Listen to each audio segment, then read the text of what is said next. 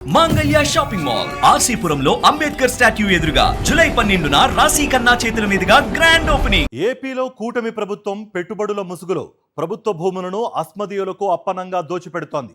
విశాఖలోని అత్యంత ఖరీదైన మధురవాడలో నిషేధిత జాబితా 22A ఉన్న 9.39 ఎకరాల భూమిని ప్రైవేట్ సంస్థలకు కట్టబెట్టేందుకు పక్కా స్కెచ్ వేసింది. 1111 కోట్ల రూపాయలకు పైగా విలువైన ఈ భూమిని కేవలం కాగితాలపై బుక్ అడ్జస్ట్మెంట్ చూపిస్తూ ప్రైవేట్ వ్యక్తుల చేతుల్లో పెడుతున్న వైనంపై ప్రత్యేక కథనం. విశాఖపట్నం మధురవాడలో భూమి విలువ ఆకాశాన్ని తాకుతోంది.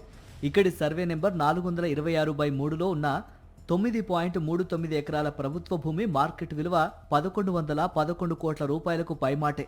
అయితే చంద్రబాబు ప్రభుత్వం ఈ విలువైన భూమిని తమకు నచ్చిన ప్రైవేటు సంస్థలకు అప్పగించేందుకు సరికొత్త వ్యూహం పన్నింది.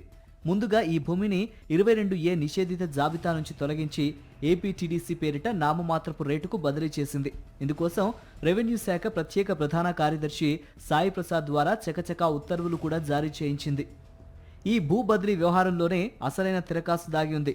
1111 కోట్ల రూపాయల విలువైన భూమికి ప్రభుత్వం కట్టిన ధర కేవలం 199.96 కోట్ల రూపాయలు మాత్రమే.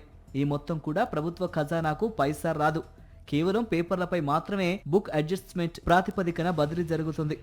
అంటే సర్కారుకు రూపాయి ఆదాయం లేకుండానే వేల కోట్ల ల్యాండ్ ప్రైవేటు పరం కాబోతోంది. ఈ భూమిలో ఇప్పటికే మెగ్లాన్ కన్సార్టియంకు 5 ఎకరాలు, ఒడిశాకు చెందిన పద్మ హాస్పిటాలిటీస్కు 4.39 ఎకరాలను లీజు పేరుతో ముందుగానే కేటాయించడం ఈ నాకింత నీకింత స్కీమ్కు నిదర్శనంగా నిలుస్తోంది.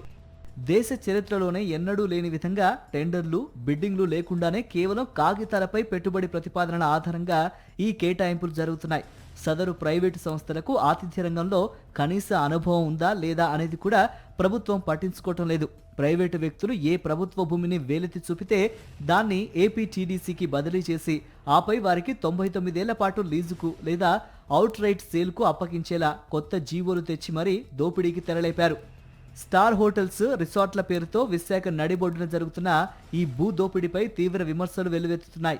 ప్రభుత్వ ఖజానాకు గండి కొడుతూ నిబంధనల్ని తుంగలో తొక్కి విలువైన భూముల్ని ప్రైవేటు శక్తుల చేతుల్లో పెడుతున్న కూటమి సర్కార్ తీరుపై ప్రజలు, పర్యావరణ ప్రేమికులు మండిపడుతున్నారు. మరిన్ని అప్డేట్స్ కోసం ఛానల్ ను సబ్స్క్రైబ్ చేయండి. నోటిఫికేషన్స్ కోసం బెల్ ఐకాన్ పై క్లిక్ చేయండి.